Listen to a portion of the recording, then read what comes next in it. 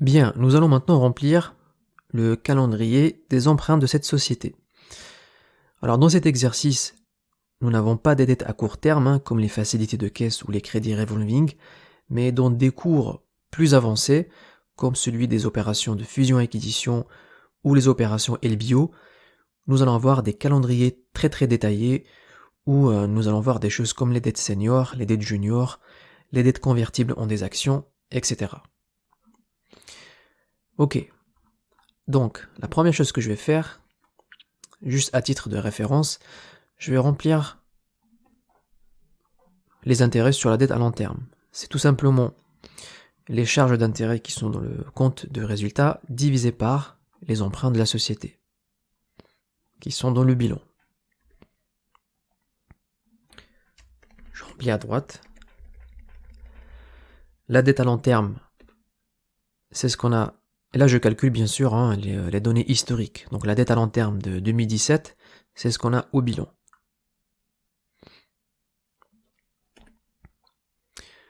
Je vais faire la même chose pour le capital social, même si on n'a pas besoin de ça dans cette leçon.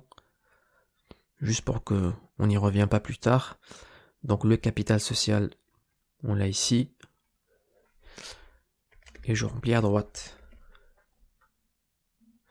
Ok, donc, côté tableau de support maintenant, la dette long terme de fin de période, c'est tout simplement notre montant cible. Et je dis bien montant cible parce que nous sommes partis du principe que cette société va cibler un montant de fin de période de 60 millions.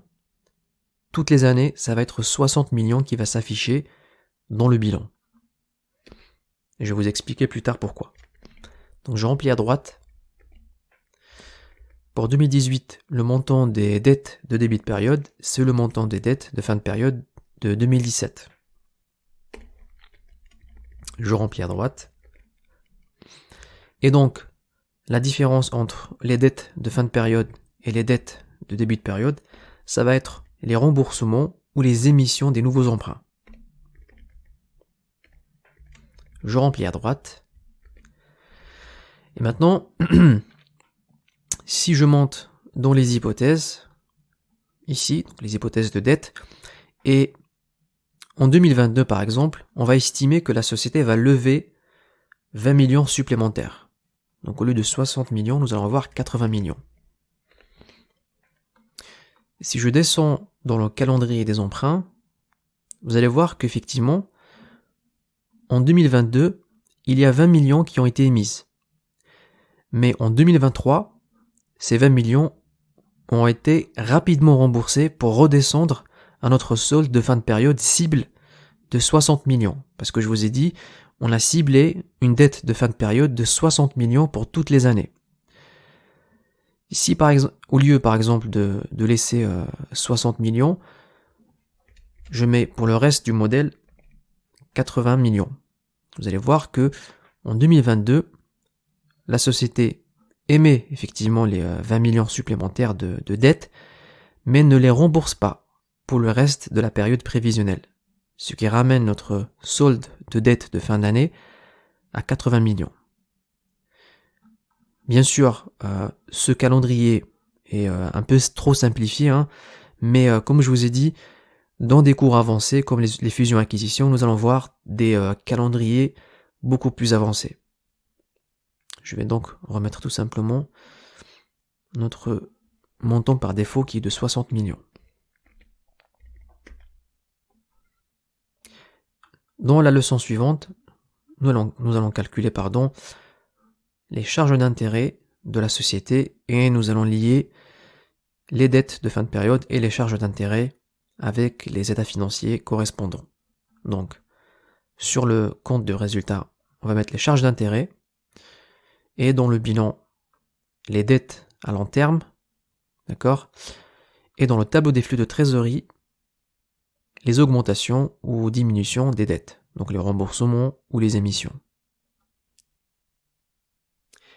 Bien, maintenant que nous avons les emprunts prévisionnels calculés, il ne reste qu'à calculer du coup les soldes des capitaux propres. Donc il s'agit du capital social et du bénéfice non réparti. Alors, le capital social, ça va être égal à l'hypothèse qu'on a en haut, donc 22 881.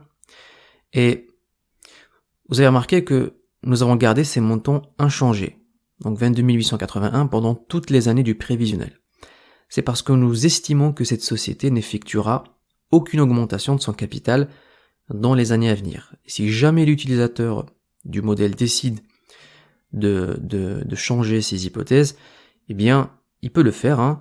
Et tout en bas dans le tableau des flux de trésorerie, ce changement va être pris en compte ici, dans les émissions rachat d'actions, puisque c'est une augmentation de capital. Et puisqu'il y a une augmentation de capital, il y aura un effet sur la trésorerie. Et l'effet sur la trésorerie va être pris en compte dans le bilan, dans la trésorerie de la société. Mais pour simplifier les choses, hein, dans cet exercice, nous allons garder le même montant. Donc 22 881. Je remplis à droite avec CTRL plus D. Voilà, maintenant pour les bénéfices non répartis, nous avons un tableau de support tout en bas. On va commencer par le bénéfice net de 2017. Donc, c'est ce qu'on a dans le compte de résultat, donc c'est le résultat net. Ensuite, dividendes, ils sont juste en dessous du résultat net. Bénéfices non répartis fin de période. Alors, nous ne pourrons pas calculer ce solde puisque nous n'avons pas le montant de début de période et parce que il nous manque les données de 2016. Donc on va tout simplement lier le montant de clôture de 2017 qui se trouve au bilan. Et je vais laisser un commentaire dans cette cellule pour indiquer à l'utilisateur du modèle que nous allons laisser cette cellule vide parce que il nous manque les données de 2016. Donc, données 2016 non dispo. Voilà, ensuite, pour 2018, le montant de début de période, c'est le montant de fin de période de 2017. Bénéfice net et dividende, on peut tout simplement remplir à droite avec CTRL plus D. Bénéfice non réparti de fin de période en 2018, donc cette fois on va le calculer correctement. C'est le montant en début d'année plus les bénéfices de l'année moins les dividendes versés dans l'année.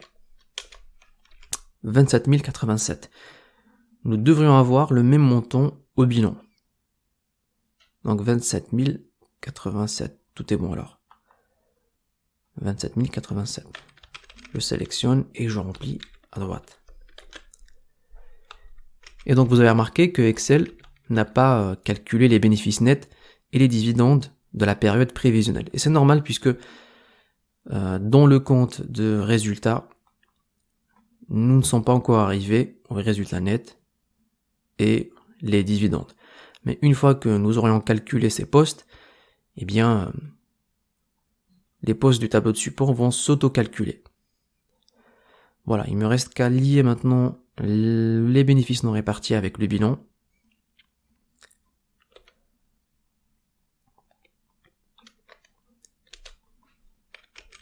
Et CTRL plus D pour remplir à droite. Voilà, donc nous avons terminé notre structure de capital. Nous avons donc les emprunts à long terme prévisionnels et les deux postes des capitaux propres prévisionnels.